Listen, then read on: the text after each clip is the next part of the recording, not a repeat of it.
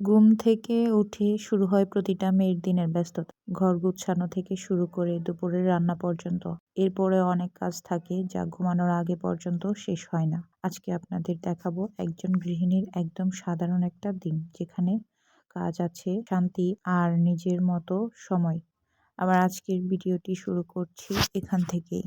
আসসালামু আলাইকুম। হ্যালো সবাইকে, কেমন আছেন সবাই? আশা করি সবাই ভালো আছেন। আমরাও আলহামদুলিল্লাহ ভালো আছি। ঘুম থেকে উঠেছি সকাল ৯টার দিকে।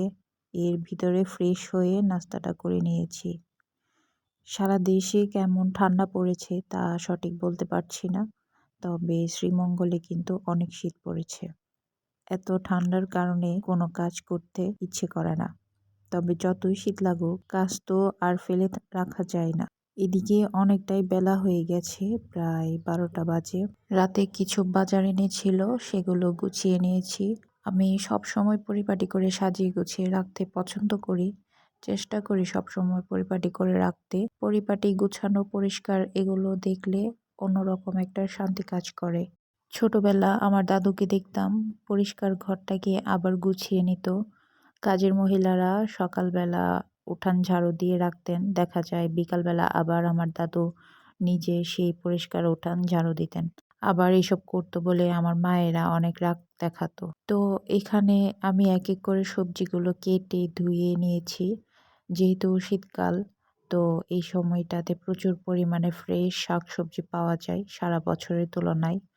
আর এই সময়ে আমি প্রতিদিন সবজিটা রান্না করি। ফুলকপি, আলু, গাজর, টমেটো, শিম, পেঁপে, পেঁয়াজ কলি, বেগুন, মিষ্টি কুমড়া সবকিছু দিয়ে। তো এদিকে কিন্তু আমি চেষ্টা করছি খুব তাড়াতাড়ি রান্নাটা শেষ করে ফেলার, কারণ যেহেতু শীতের সময়, তখন দিনের সময়টা খুব তাড়াতাড়ি চলে যায় আর ভিডিও করতে গেলে কাজ আরও লেট হয়ে যায়। এদিক থেকে আমার জামাই কিন্তু বারবার রান্নাঘরে আসছে তরকারিতে একটু নাড়া দেবার জন্য। আমি রান্না করার সময় যদি উনি বাসায় থাকেন তাহলে একটু পর পর এসে তরকারিতে নাড়া দিয়ে যান। আবার আমাকে কাজে অনেক হেল্প করে। দেখা যায় অসুস্থ থাকলে অর্ধেক কাজই উনি করে দেয় অফিস থেকে এসে। যাই হোক, এখানে সবজিগুলো কেটে ধুয়ে এখন রান্না করে নিচ্ছি। এর আগে মাছটা ভালো করে কেটে নিয়েছি, তারপর ধুয়ে লবণ হলুদ দিয়ে একটু ভেজে নিয়েছি। এদিকে ২ চুলায় একসাথে রান্না বসালে দেখা যায় রান্নাটা তাড়াতাড়ি শেষ হয়ে যায়। সবজি ভাজির পাশাপাশি পাশের চুলায় তরকারিও রান্না করে নেব।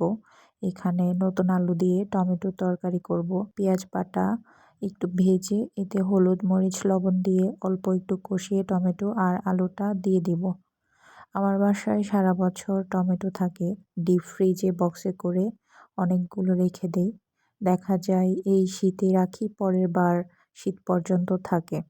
তবে টমেটোর টেস্ট কিন্তু একই থাকে।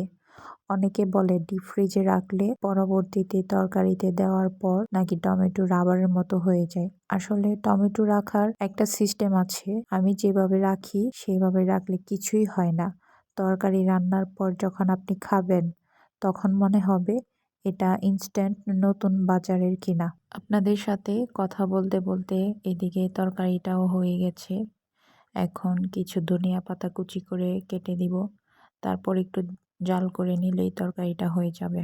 অনেকে অনেকভাবেই রান্না করে, এক একজনের রান্নার সিস্টেম এক এক রকমের হয়। আপনারা কিভাবে টমেটোর তরকারি রান্না করেন আমাকে কিন্তু কমেন্ট করে জানাতে পারেন।